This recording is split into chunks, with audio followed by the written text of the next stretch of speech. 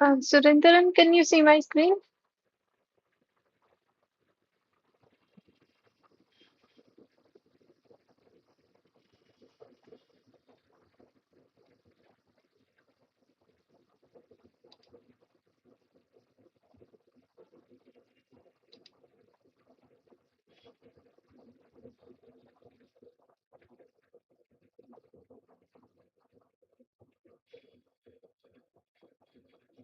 Can you hear me? Surendaran,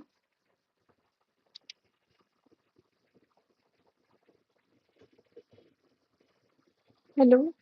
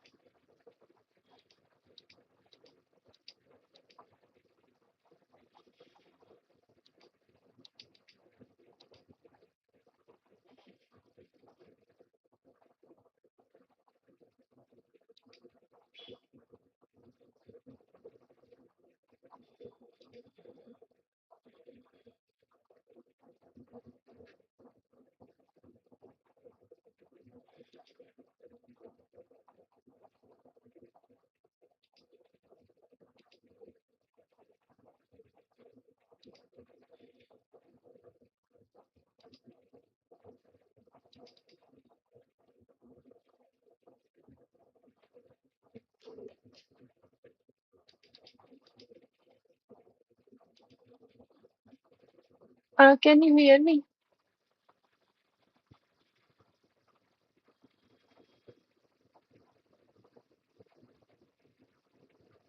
Meeting notice.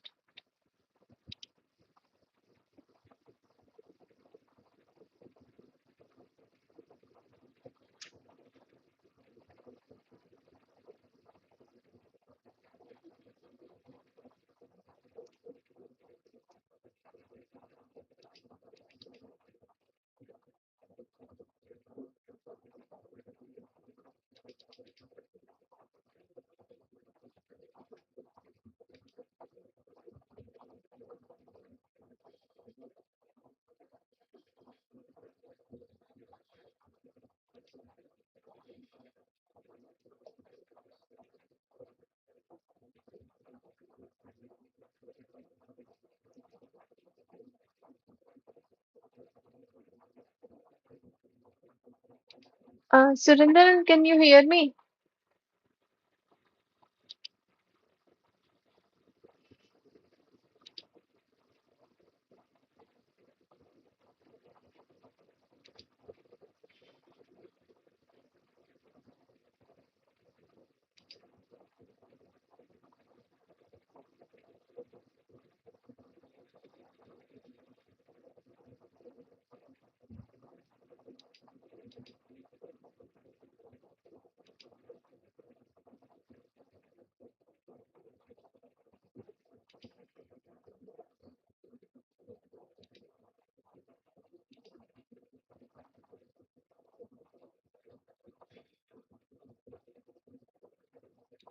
Sai, can you hear me? Okay, okay, then we start. So, did you go through the week one lectures? Okay. So, I will give overview of the week one lectures, then we will discuss the assignment questions. Okay. I think my camera is not working.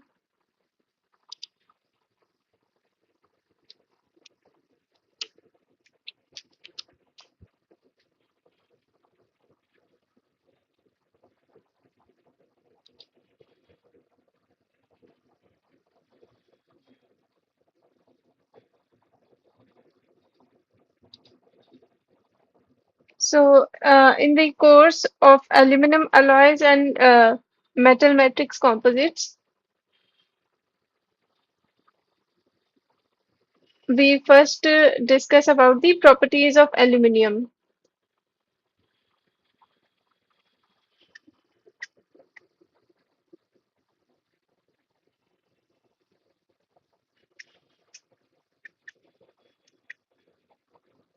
So, like density, its density is around 2.7 gram per cc. Its melting point is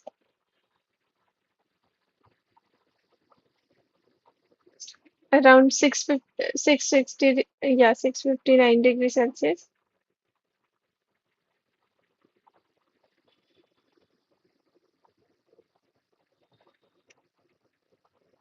Boiling point is around 2270 degrees Celsius, and thermal conductivity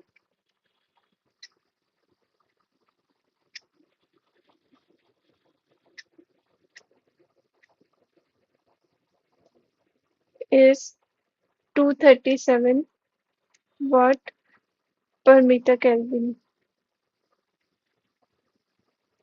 Then thermal expansion coefficient CTE is at 60 to 100 degrees Celsius is 23.5 into 10 raised to power minus 6 per Kelvin. Okay. Then its crystal structure is FCC,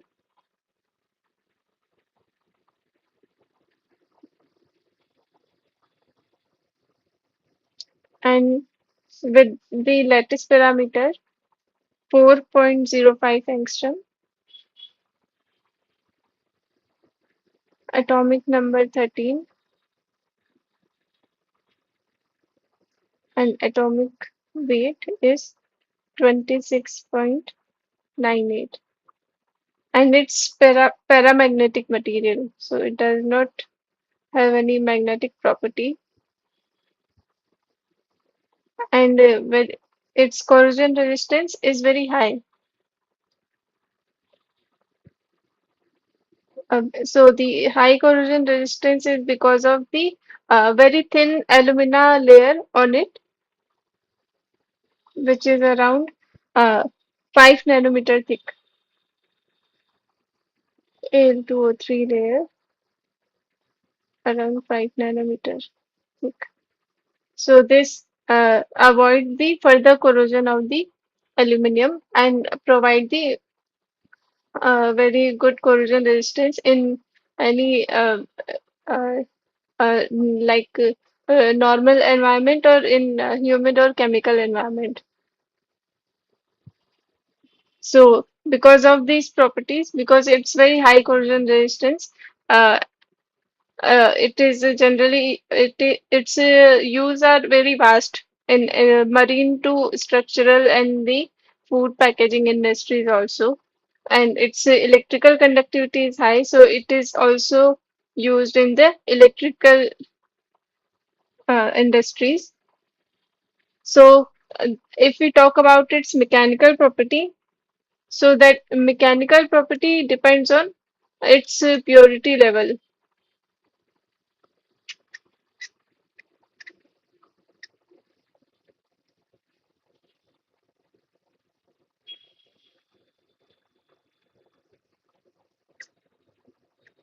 Like if its purity level is 99.6, and it further increases from 99.6 to 99.99. So its yield strength and tensile strength decreases because it is getting more pure.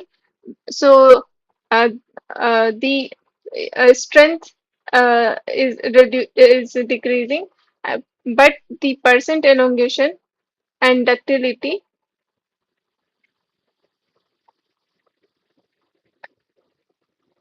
increases.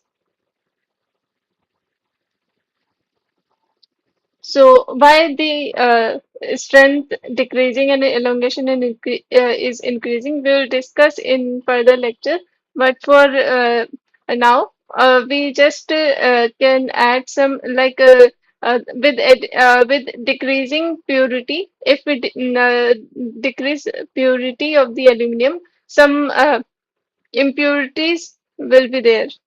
So because of these impurities, the plastic deformation uh, is gets tougher with with presence of these impurities. So that's why the strength increases with if its purity is less than 99.99.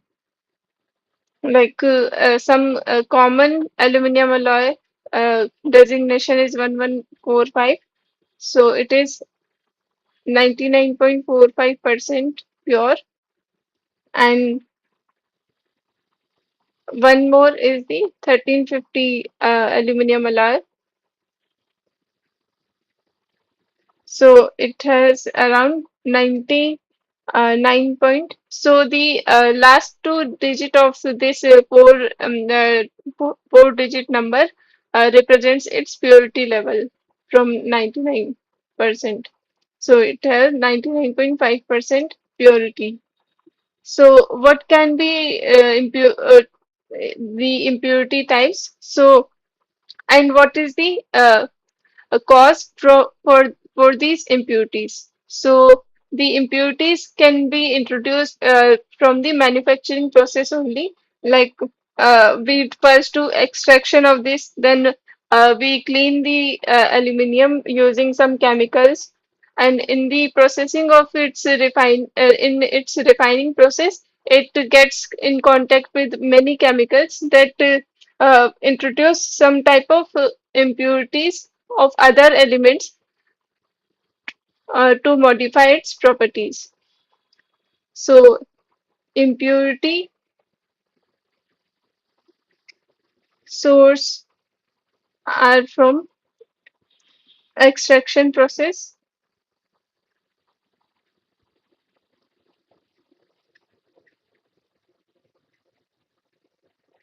makeup chemicals,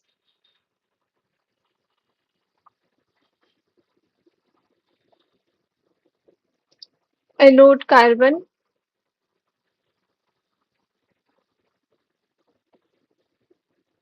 and refractory lining,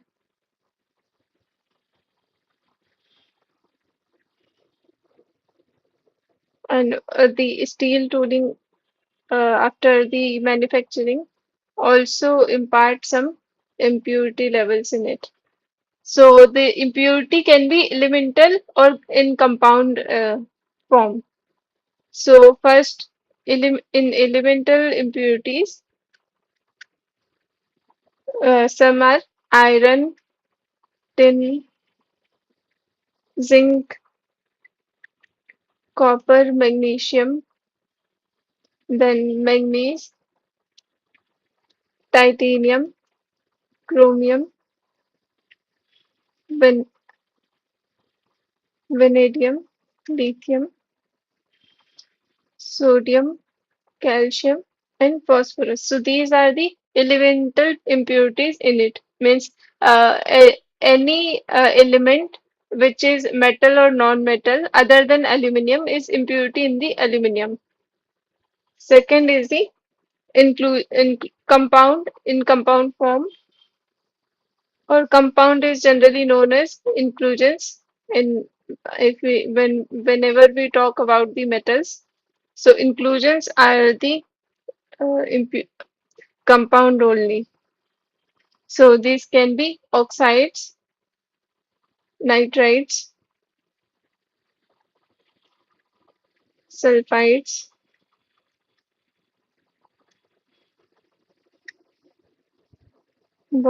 and other. So some common example is CaSO4, which is sulfate, then calcium sulfide, Al3Ti, Al3 zinc, and oxide as Fe2O3, and Fe2O3. Yeah. So these are the impurity types. So what what these impurity do to the properties of aluminium? Like so, each impurity element has different role in defining the properties of aluminium. So if we talk about iron and silicon, So the iron and silicon make intermetallic compound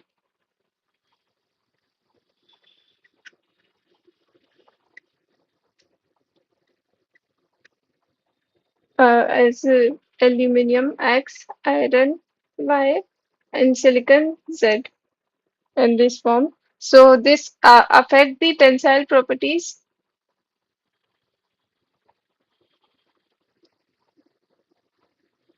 Means if this intermetallic compound is present in aluminum, so that degrades the tensile property, or it means tensile strength is decreased, and also surface finish will be poor.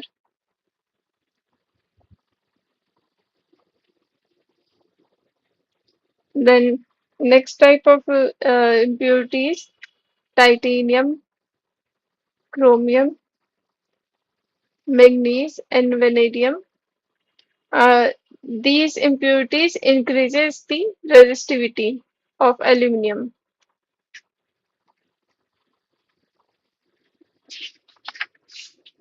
Then next is sodium. So sodium, it causes embrittlement.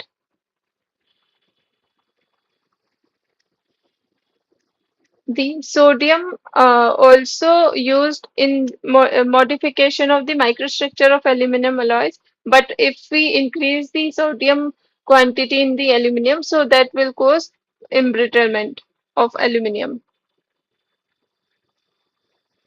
Then silicon, if it is present in excessive amount, so it leads to edge cracking.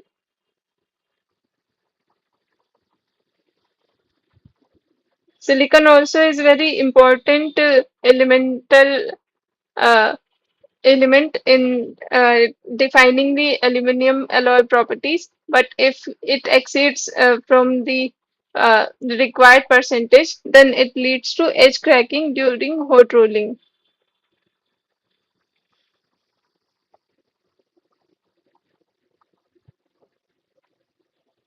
Then, the major application of aluminum alloys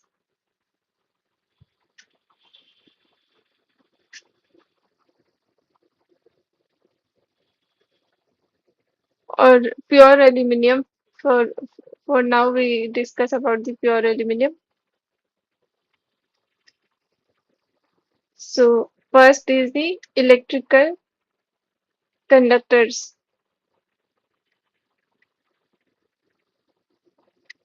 Because of its very high electrical conductivity.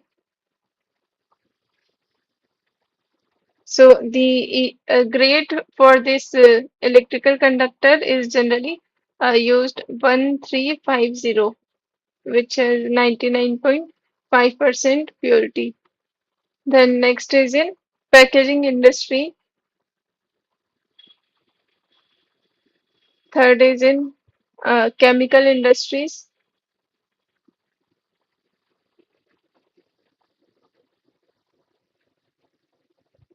Fourth is in household architecture.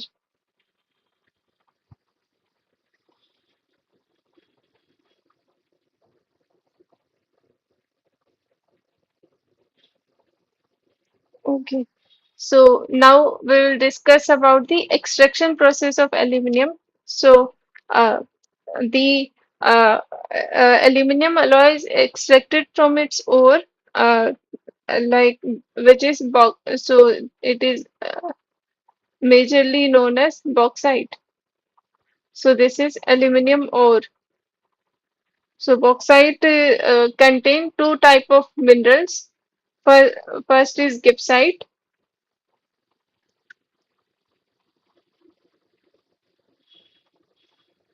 and second is diaspore. So both mineral have different composition. First is Al2O3 dot 3H2O. It has around 65.4% alumina, and in diaspore, which is, yes, Yes.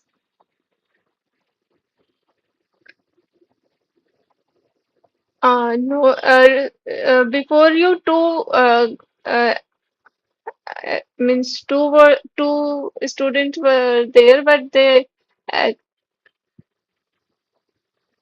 they exited. Okay, my screen is not visible.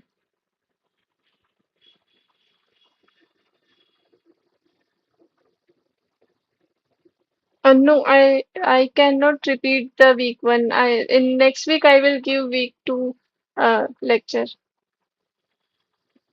Uh, if you don't want to attend, I will record this lecture. Then you can see the recording also.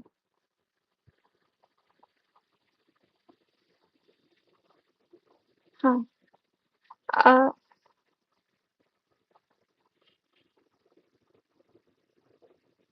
sorry.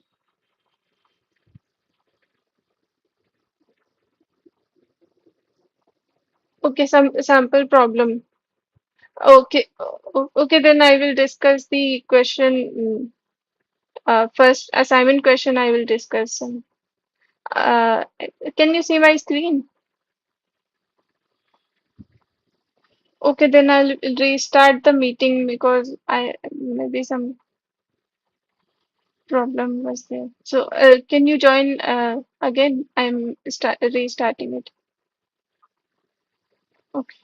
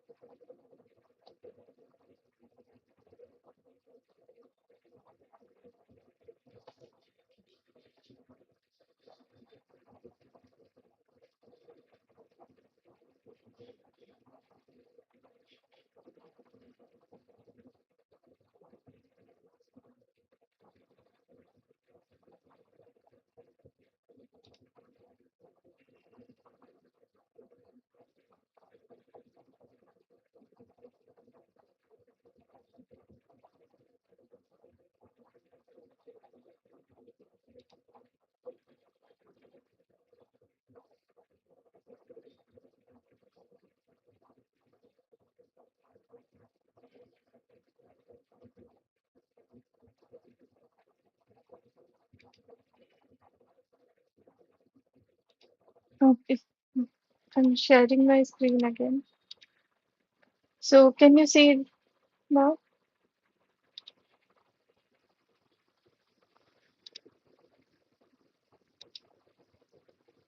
Okay. So, we'll discuss the questions first. So, these are the previous year assignment questions. So as we first week first if we go to the first question, so it is saying that aluminum and its alloys are most widely used in the following applications. So which option is correct?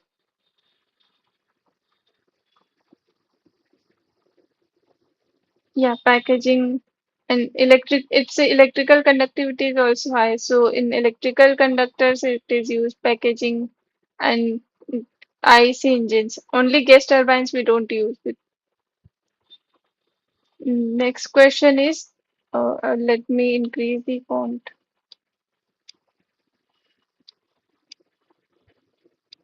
Okay. Yeah. So, which of the following pair of impurities is responsible in reduction in tensile properties by forming brittle intermediate? Sorry. Brittle intermetallic compounds with aluminum. So yeah, iron and silicon is the question. Yeah, answer. The next question is the impurities that increase the resistivity of aluminum are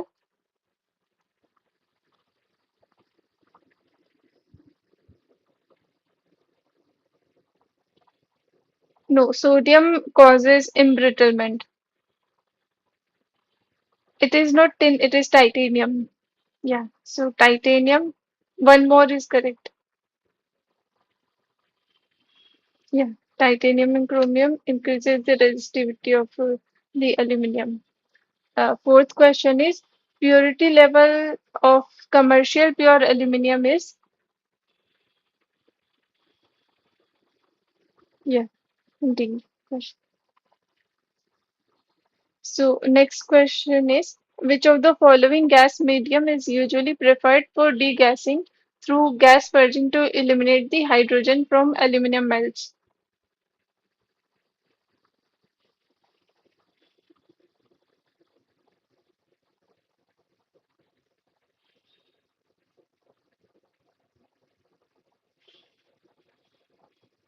No, argon, we use the noble gas or means the argon gas to degas this because if we nitrogen also can be used, but it will react with aluminum and form intermetallics. Okay.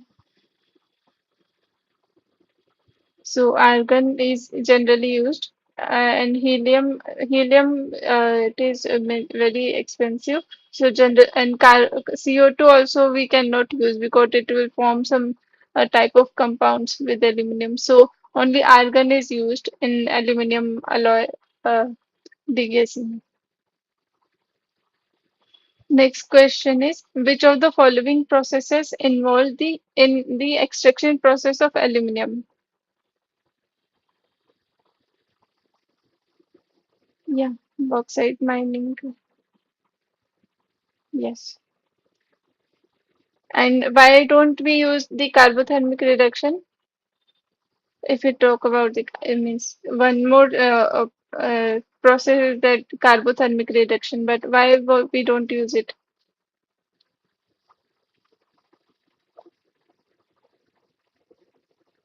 Uh, yeah. Okay, so carbothermic reduction requires very high temperature, requires high temperature to disintegrate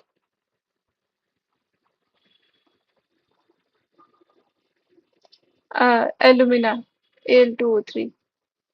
So around 2000 degrees Celsius is required. Greater than 2000 degrees Celsius is required to disintegrate this alumina. So that's why. And while if we talk about electrolytic reduction, it generally works at 220 to 250 degrees Celsius.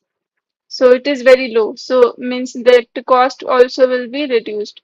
So that's why we use electrolytic reduction over the carbothermic reduction. And this alumina is also very stable if we directly use this carbothermic reduction. So in electrolytic reduction, we use some type of salt also, like cryolite we use. So the cryolite react with alumina and dissociate it into the aluminum. Okay. So next question is, which of the following methods are used to remove gas impurities from aluminum?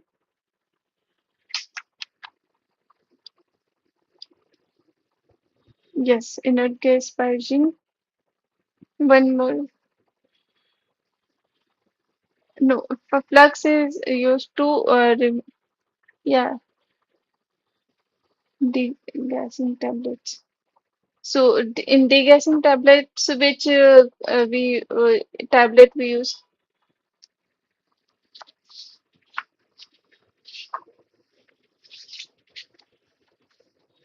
like C2Cl6 we use, no? Yeah, so these tablets we use. So these are also known as blue pellets.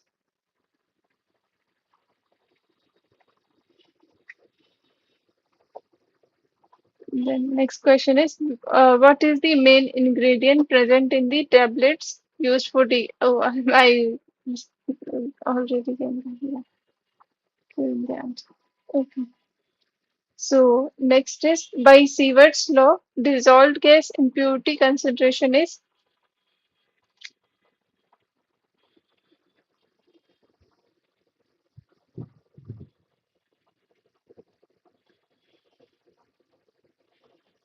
yeah, no directly proportional to square root of partial pressure. Yeah. C is uh, it, yeah. Hmm. Square root of 3 5 p. Next question is, what is the purity level of grade 1145 aluminum? Okay.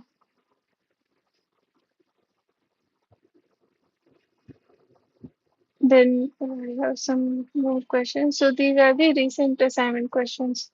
So, which of the following statement is correct about pure aluminum? Either tensile strength of pure aluminum increase with increasing purity or decrease with decreasing purity. So these are the these two statements are saying same. No, but tensile strength in decrease with increasing impurity. So both first two options are incorrect. Then you have to choose from second and third. Sorry, third and fourth. Hmm. Third is correct. Hmm. Second is which of the following is incorrect about aluminum and its alloys? Hmm. And hmm, yeah, so second, third, and fifth is incorrect. Next question is the impurity that causes excessive edge cracking. Yeah. Fourth question is what is the purity level of aluminum grade recommended to use in electrical conductors?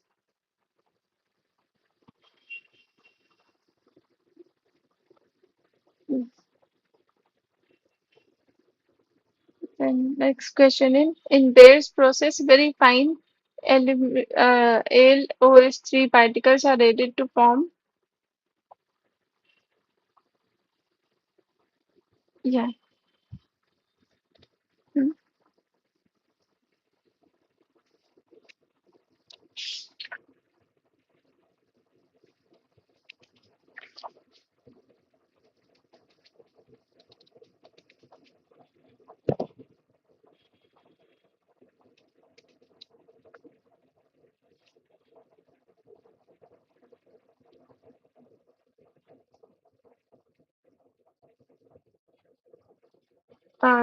The AlOH3 thrice is used. Nuclei, so these reactors nuclei for precipitation of this same. Because if we add any similar particle, then it will add more particles of same nature. So this aluminum hydroxide is used to nucleate coarse aluminum hydroxide.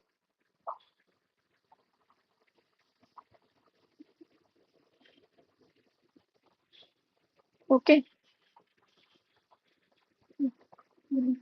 Sixth question is in Hall-Héroult process, contact between the anode and bath is interrupted by a gas film when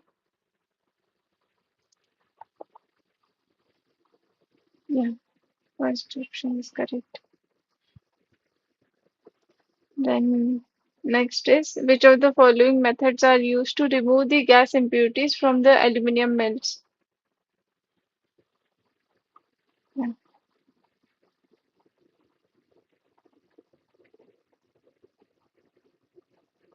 Then eighth option is what do the 1 and 0 after decimal point indicate in cast alloy designation?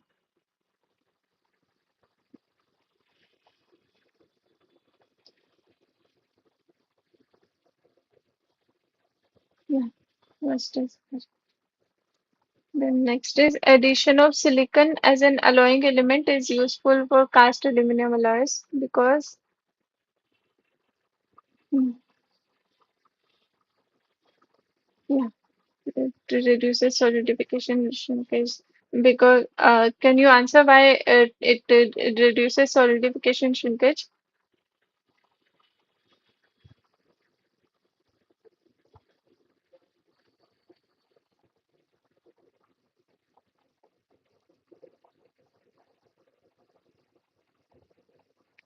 Okay. So the silicon in it, as it solidify, so as the aluminum solidify, the silicon form as flakes. Means some silicon is dissolved in the aluminum, but the extra silicon precipitate out from the aluminum as in form of flakes or some shape of sharp needles. So the silicon flakes have more volume. So because of this uh, uh, increasing volume with this precipitation of silicon flakes, the solidification shrinkage of aluminum got compensated because of this increase in volume with the formation of the silicon flakes. So the increase in volume with silicon flakes compensate the aluminum solidification shrinkage. Okay. The next question is in the following question, there are two statements labeled, so assertion and reason. So we have to decide which is correct and which is wrong. Sorry, yeah, carbothermic reduction is not possible. So fourth option is correct. So the questions are these only. Can do you have some doubt? Because I have to uh, continue this class up to 7:30.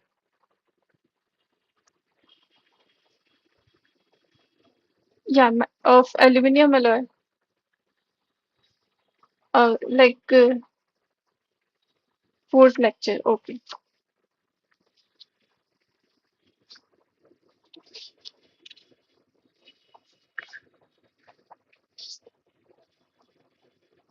Yeah. So in the microstructure part of aluminum alloy, the aluminum silicon alloy microstructure is discussed only. So I will share the second window.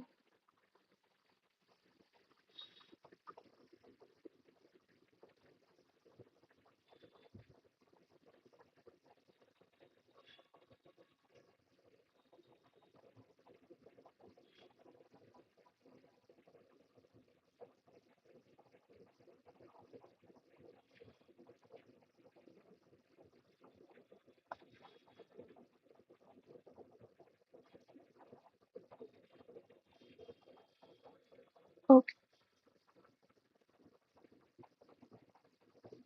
So in the aluminum silicon, sorry, aluminum silicon alloy. First, if we draw a diagram, so it is the aluminum silicon reaction is eutectic. So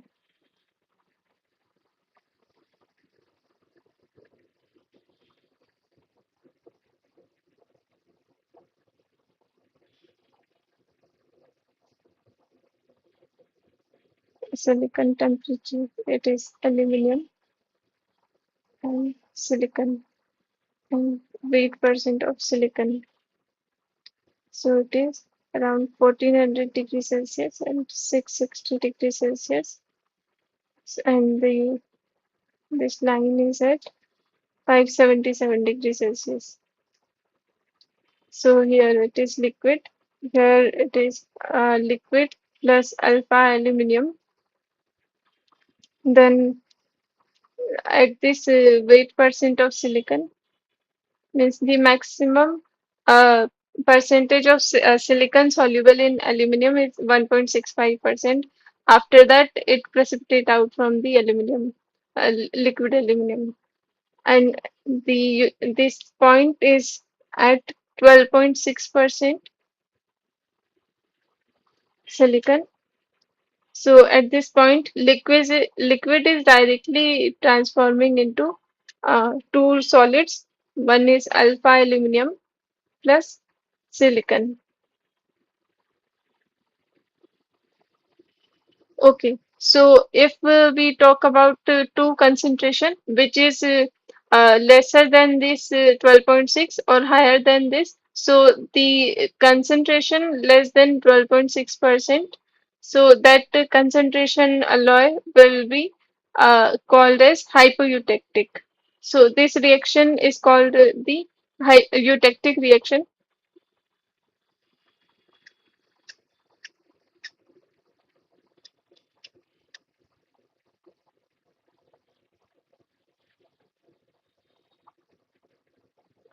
This liquid transforms into alpha aluminium plus silicon. So this is eutectic reaction. So the concentration less than this is called as hypoeutectic, and concentration greater than 12.6% is known as hypereutectic.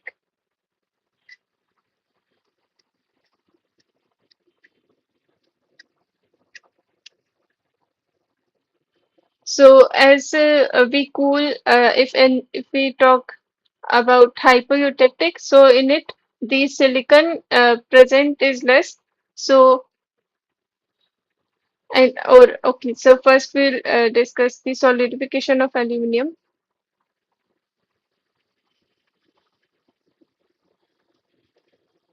Yeah, of alpha aluminum. So first some nuclei generate from this alpha aluminum and that grows. So the alpha aluminum growth is in dendrite shape.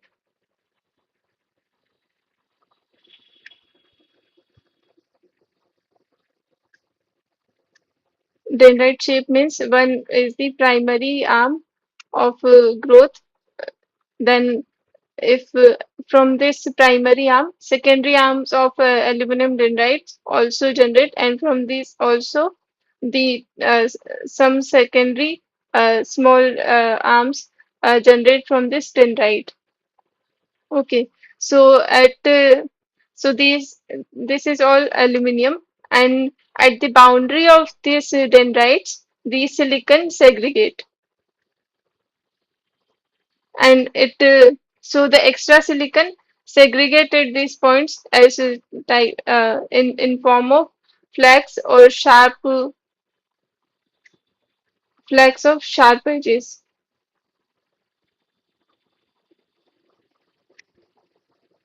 So generally so the microstructure, if we say we so it is aluminum dendrite surrounded by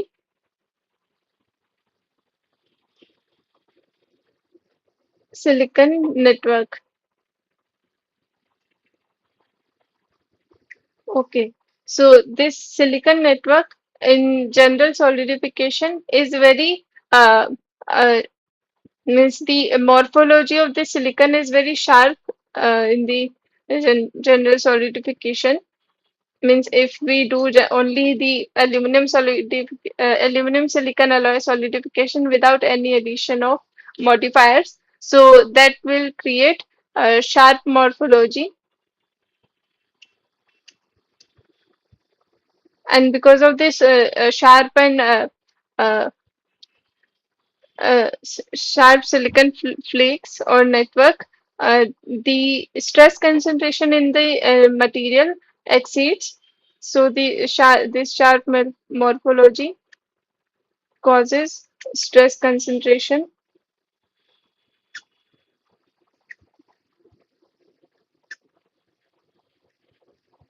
and because of this stress concentration, small amount of uh, applied load can break the arc component.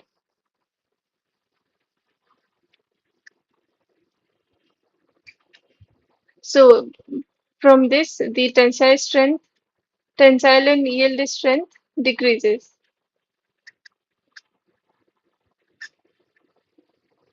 And also because it is failing at very low level of applied load, the percent elongation will also be less.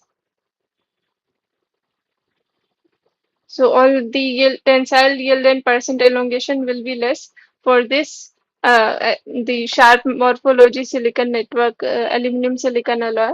So to avoid this reduction in strength and ductility, we add some type of modifiers like sodium, barium, and strontium in it. So these modifier changes the morphology from sharp to smooth particles.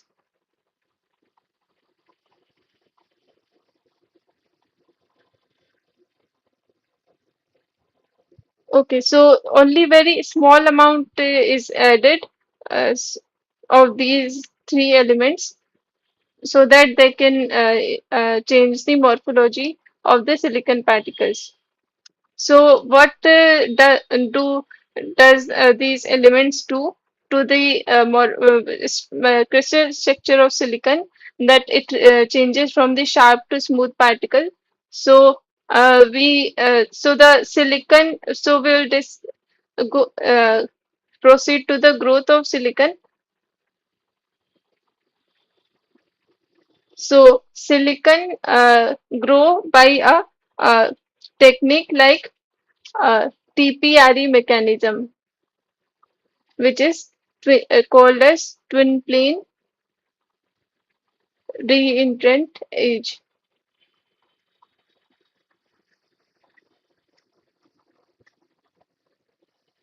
So these are two tetrahedrals joined from the base like this.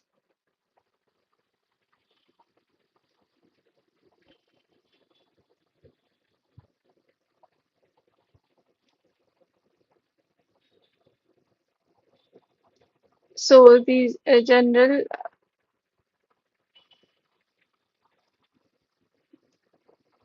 picture is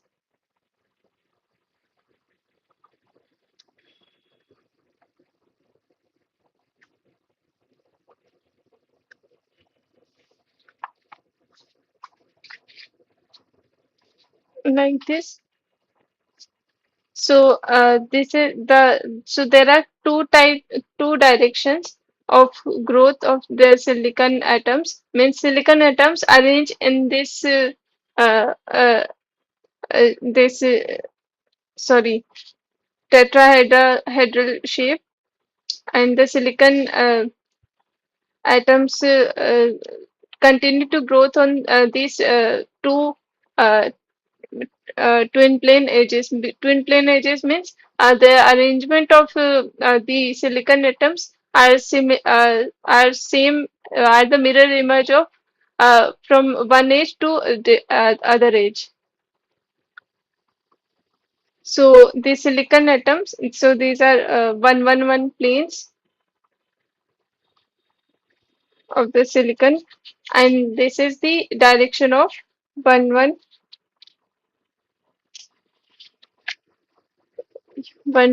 direction is this. So first silicon atoms arrange on this 111 plane, then after when the interfacial energy of this uh, decreases, so after that the silicon atom starts to uh, arrange in this 112 direction.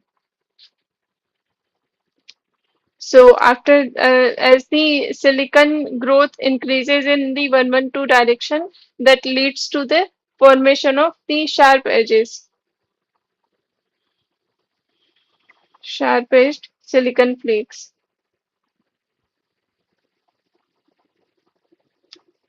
because of the growth in 112 direction.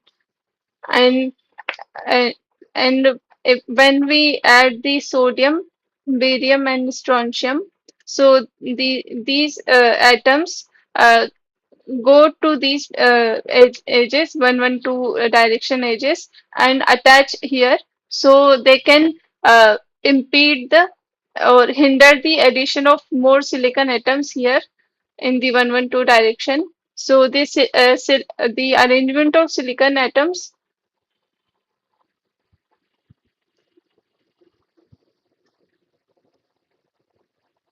on the TPRE edge got uh, got disturbed.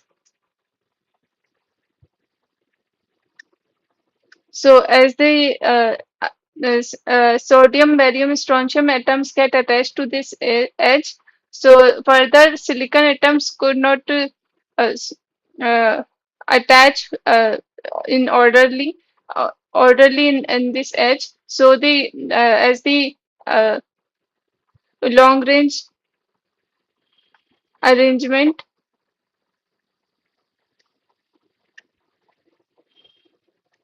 of silicon particles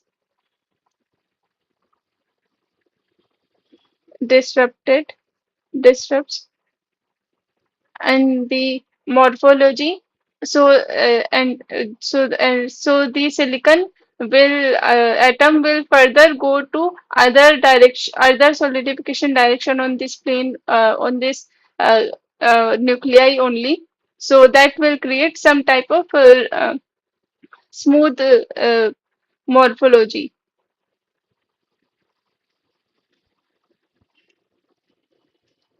So and further after that this that nuclei is stable, so the other silicon atoms will go to the other nuclei and will form a uniform concentration of these smooth morphology silicon particles,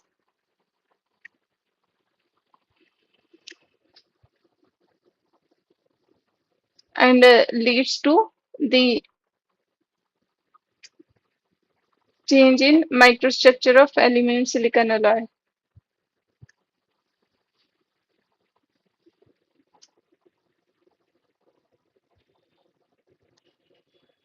microstructure.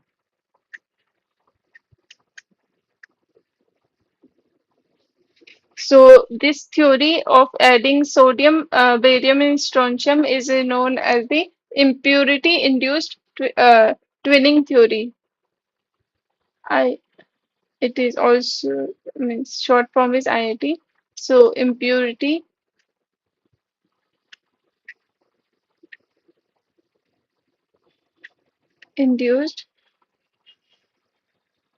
twinning theory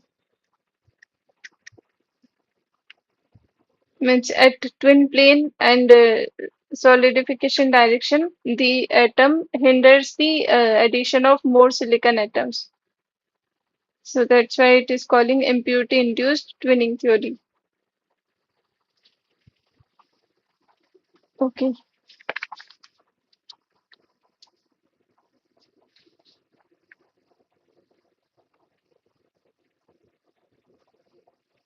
So this from this impurity-induced twinning mechanism, the rapid growth along the 112 direction is restricted.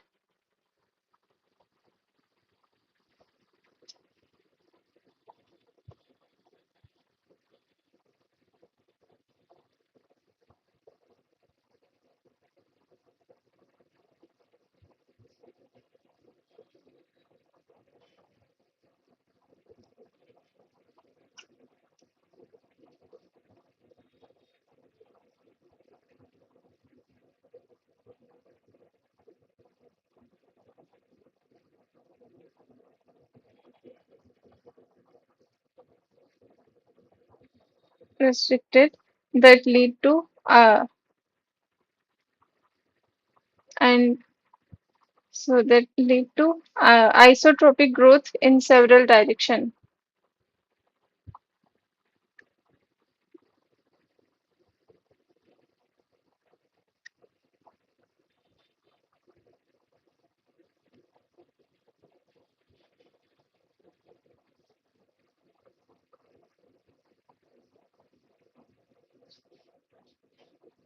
instead instead of growing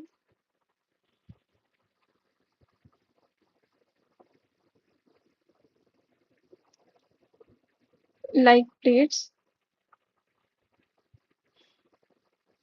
or flakes in only a few se- selected direction.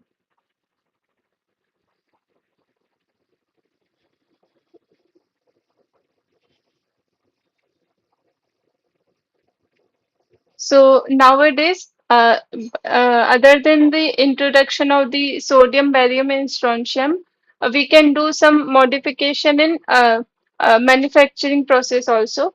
Like if we increase the solidification rate, so as the solidification rate increases,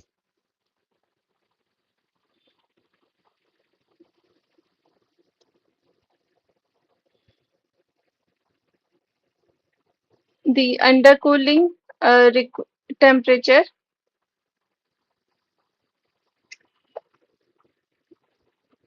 required for nucleation of the silicon flakes, nucleation of or silicon particles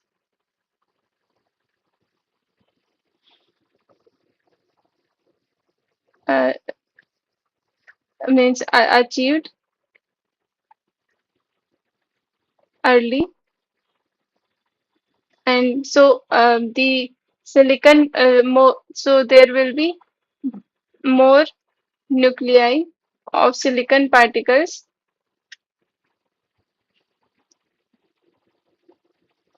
So that because the now the number of nucleation sites are increasing, so the plate-like morphology will be difficult to form, and because the high solidification rate, because of the high solidification rate, so the more nuclei of silicon particles leads to the smooth morphology,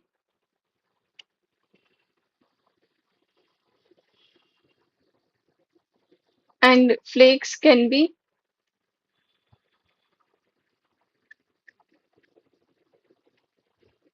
avoided. So the solidification rate increase in the conventional process like casting because the this aluminum silicon alloys are generally made using castings.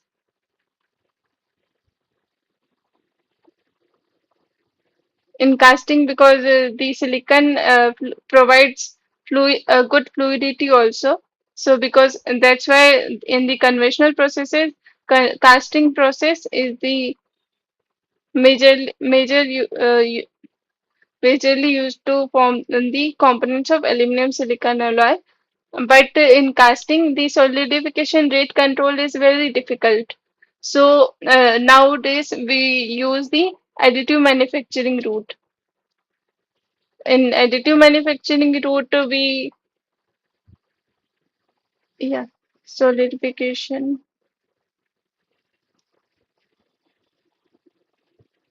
control is difficult.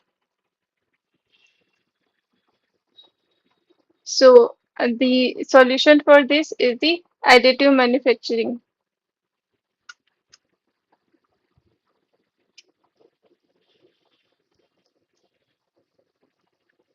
So the two main additive manufacturing are the LPBF, which is laser powder bed fusion,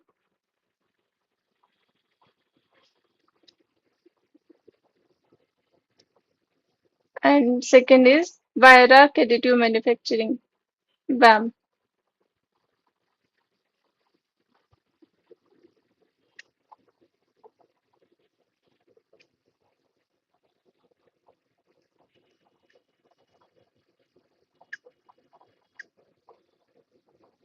Okay, so in these two processes, means in LPBF, laser powder bed fusion, the laser power is used to form the our component. So in additive manufacturing, we build the component layer by layer. So because of that process, the cooling rate increases automatically. Means for in LPBF, cooling rate is greater than 10 raised to power 3 per second, Kelvin per second. And the WAM, in WAM, cooling rate is around 100 to 1000 Kelvin per second. And while if we talk about casting, so the solidification rate is around 100 Kelvin per second. Means maximum we can reach up to this 100 Kelvin per second. But in additive manufacturing, the component is built layer by layer. So in that, because a single layer is uh, solidifying at one time, so the solidification rate and cooling rate increases tremendously in additive manufacturing process. Because so that's why the silicon morphology further improves. So this increase in solid cooling rate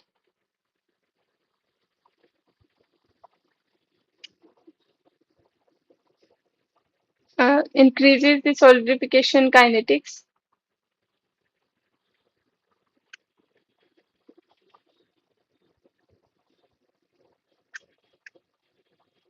and reduces the thermal gradient.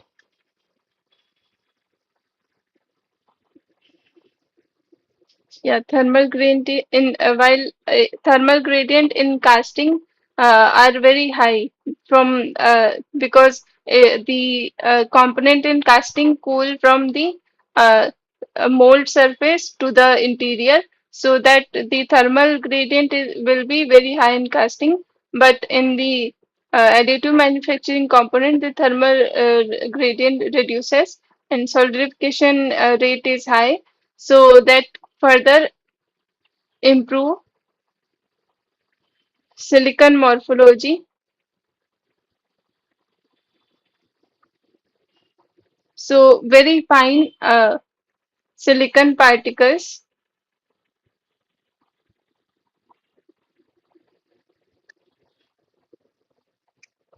are formed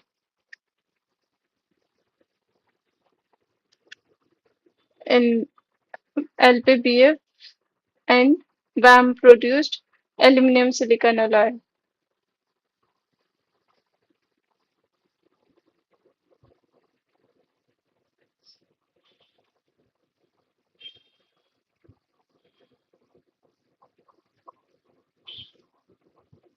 So this is how we can achieve the improve, or we can improve the silicon morphology.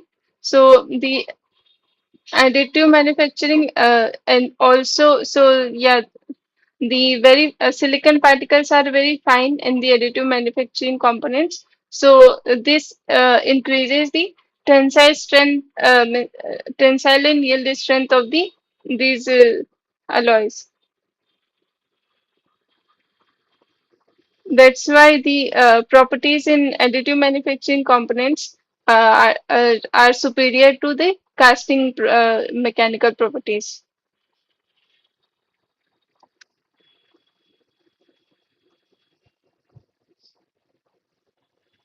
And ductility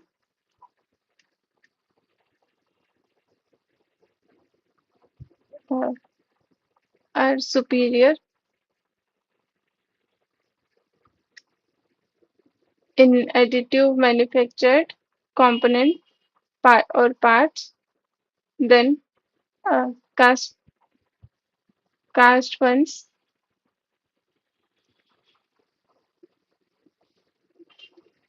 But in the additive manufacturing, when we deposit the aluminum silicon alloy, so now for the alpha aluminum dendrites, which are forming uh, with the silicon particles, coarsen in the interlayer.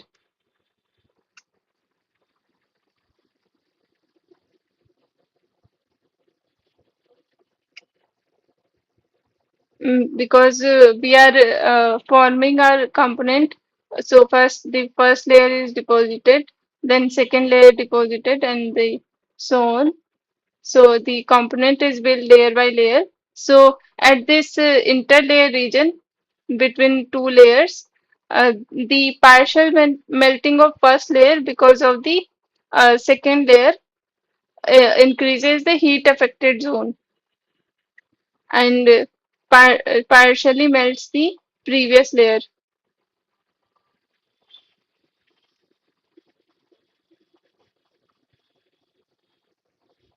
First layer,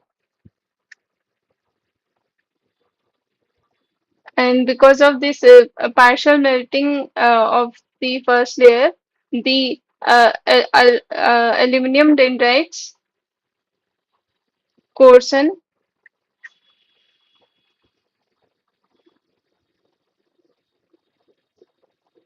at interlayer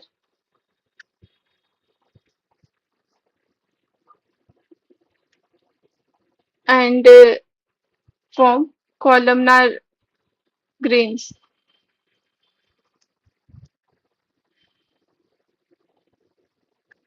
So the columnar grains now introduce the anisotropy in mechanical property. Means one direction the uh, tensile strength will be different from the, means in this direction the tensile strength and ductility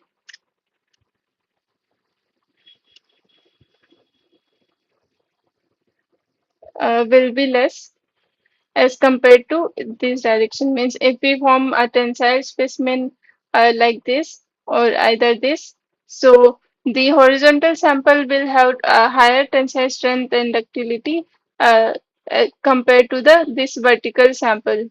So this is because of this columnar grain formation. Means aluminum dendrites coarsen at interlayer because of this presence of heat. So now silicon morphology get finer, but the aluminum dendrites get coarsen. So now we have to do some more modification in the VAM additive manufacturing. Like uh, we can do some type of interlayer deformation.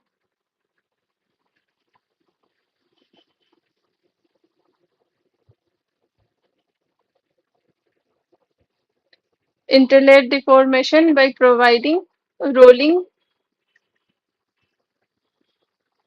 hammering, or laser pinning. Means these are the processes which used to deform the layer, grains at the interlayer. So as the grains deform or break, because these columnar grains are formed because of this present partial melting. So these columnar grains deform and break into small grains from this interlayer deformation, and these broken grains further recrystallize in to the finer grains. So these interlayer deformation break columnar grains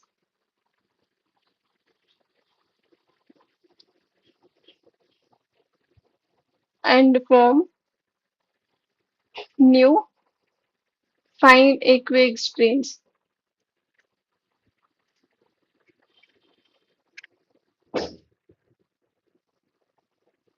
So now the both issues are resolved. Means the grains are finer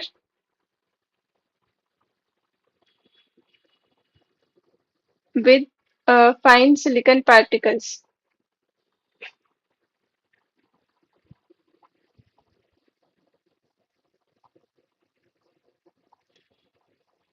Okay, so the mechanical property of this component will be best in any from in comparison to casting ones. But and so this is the one method to uh, modify the microstructure of the additive manufactured component aluminum silicon alloy. And so first is the interlayer deformation, and one more approach we can use by applying uh,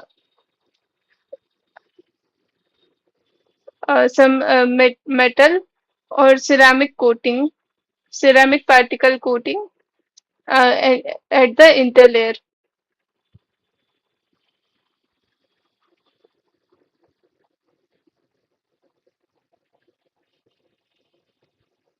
At interlayer means we first uh, deposit the first layer, then apply some metal or ceramic particle coating. We just dissolve it in some solvent and apply it. So because of heat, the solvent get evaporated and the particles get stick to the first layer. Then as we deposit the second layer, so the columnar grain growth got hindered from this presence of these ceramic particles at the interlayer, and these particles also act as heterogeneous nucleation sites.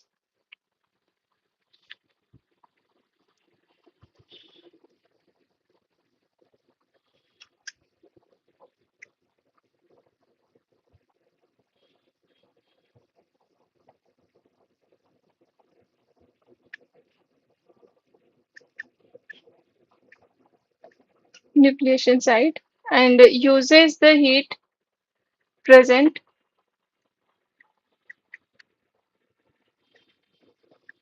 in nucleation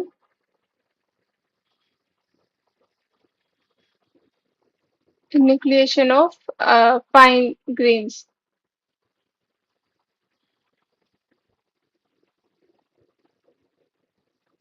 So these two approach we can use to modify the columnar grains of aluminum silicon alloy during in the additive manufactured material.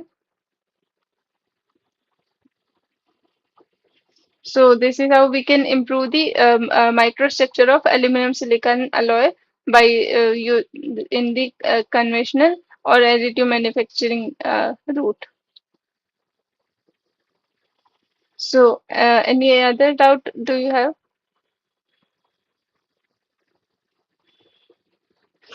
Okay,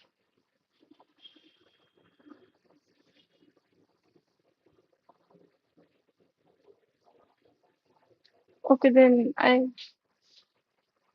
yes,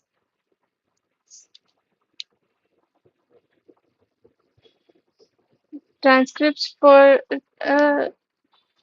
okay. Hmm.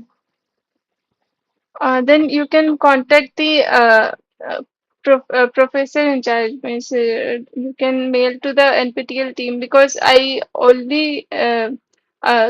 can only give these doubt solving sessions. I don't have access to the that material. Okay,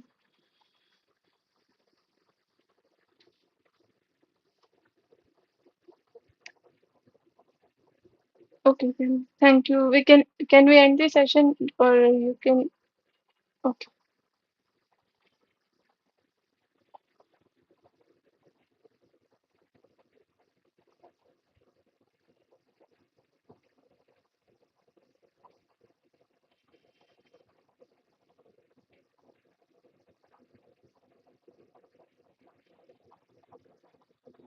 First in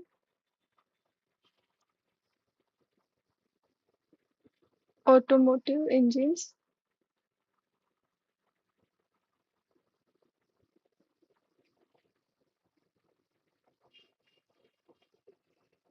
wheels,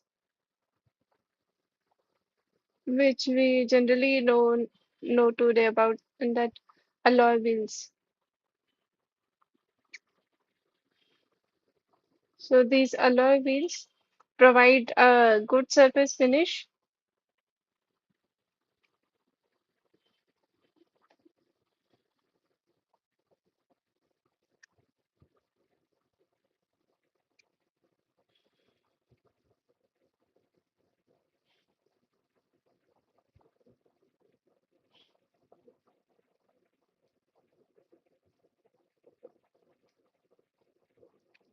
with lightweight.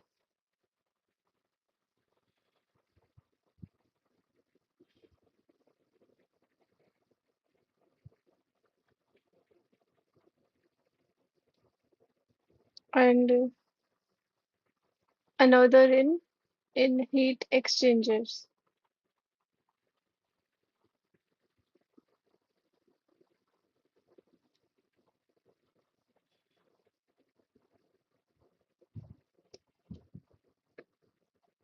So the use of this aluminum silicon alloy imparts the low high specific strength to any machinery component or any automotive uh, parts. So by weight reduction,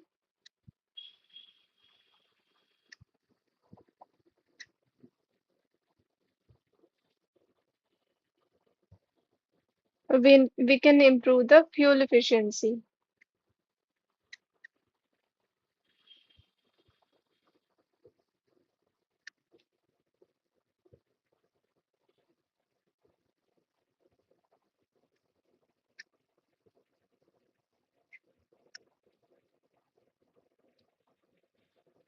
And it is also used in passenger cars because of its lightweight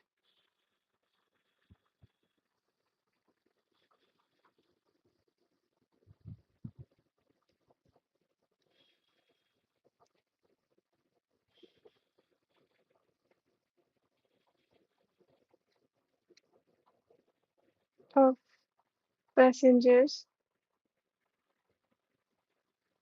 passenger car. Means car body is also made from high strength aluminum alloy. Then what are the other properties of aluminum silicon alloy? Like aluminum silicon has good wettability.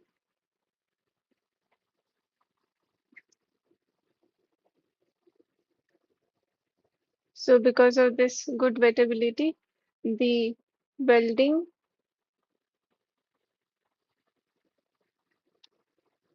application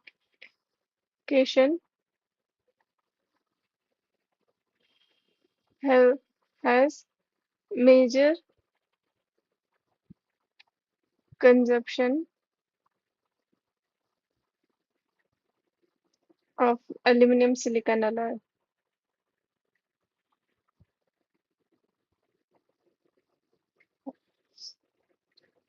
Good wettability, and also it has good weldability also.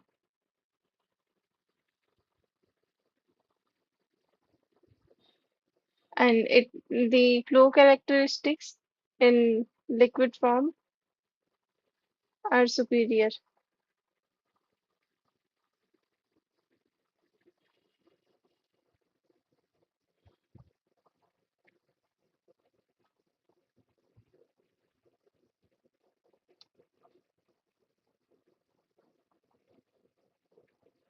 Next, the so this is the good wettability and good weldability. Its wear resistance is also high.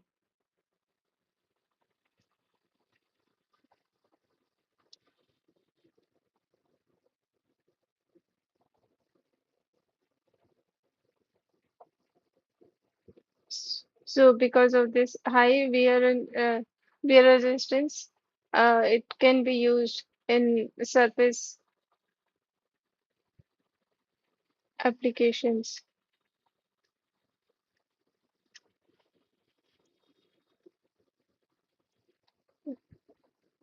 Next is the these aluminum silicon alloy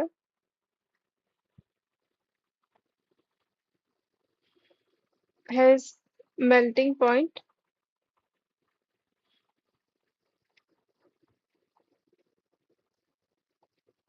in range of 527 degrees Celsius to 630 degrees Celsius. So its solidification range is very high, very large. So it can have lower melting point up to 527 degrees Celsius, which we saw in the phase diagram also. So the eutectic composition of this aluminum silicon provides the its so reduces its melting point. So 527 is the very low in aluminum alloys. So this low melting point provides good flowability of the aluminum silicon alloy during casting. So because of these properties, these alloys are previously made extensively in using casting. So these are the die cast. So these aluminum silicon alloys are generally known as die cast alloys. Means they are extensively used as casting. Means the engine parts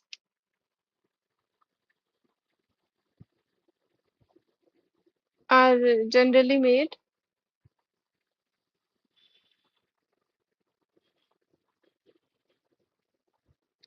using using pressure die casting.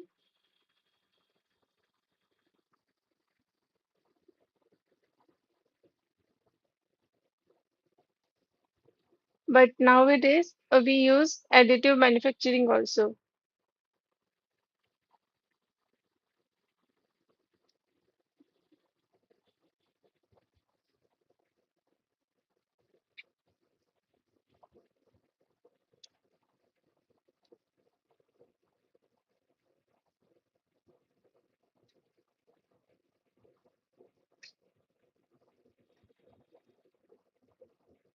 also used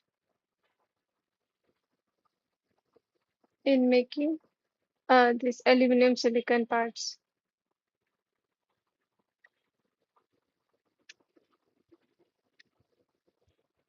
Also, the corrosion resistance of aluminum silicon alloy is good.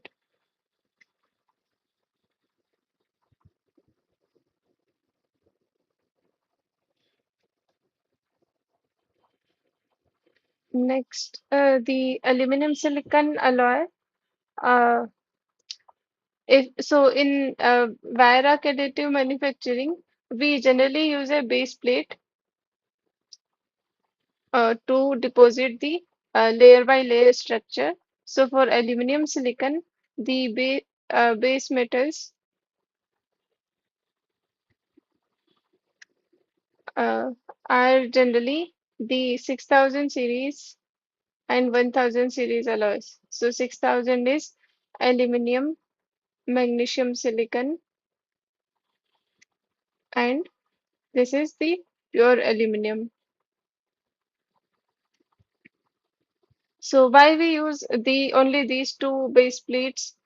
Because the uh, thermal distortion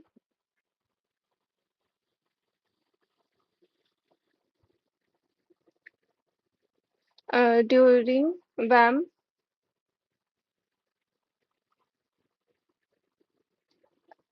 is very less with these base plates is very less so for aluminum silicon alloy with 6000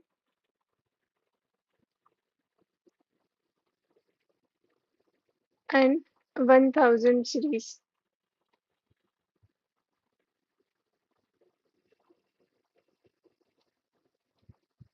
So because of the its thermal distor because it has less thermal distortion. The residual stresses, which generally comes in via additive manufacturing components, is reduced in the aluminum silicon alloy when we use the base metal of 6000 and 1000 series. So this reduces residual stresses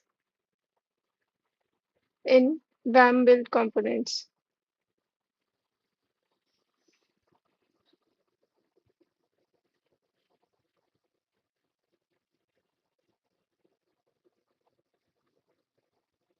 Next, the this aluminum silicon alloy thermal expansion coefficient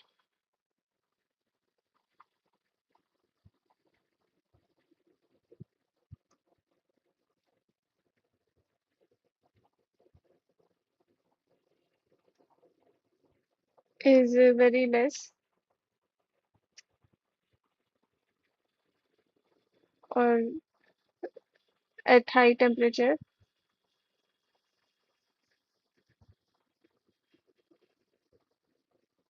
So because of low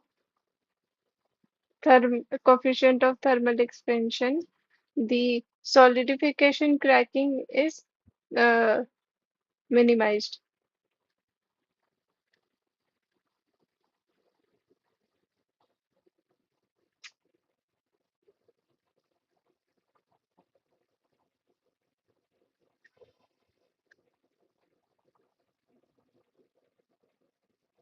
So it means solidification cracking during welding or casting, it does not crack.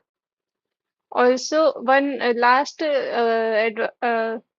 quality quality of the aluminum silicon alloy is it is non-heat treatable alloy.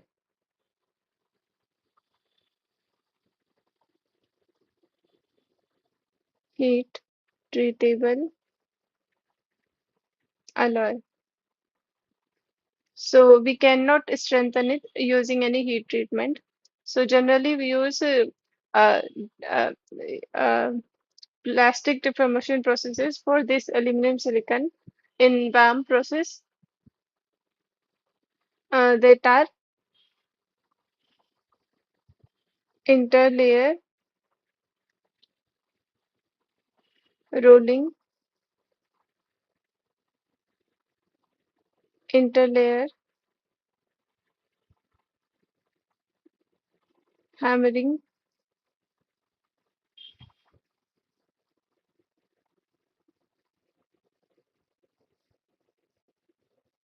Third is ultrasonic pinning.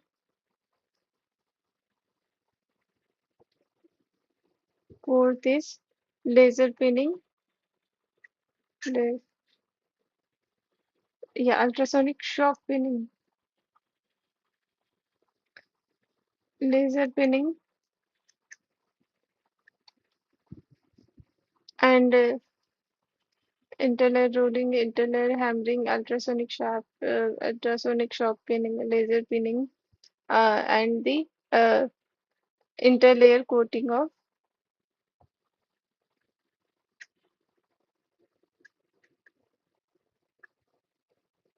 metal or ceramic powder.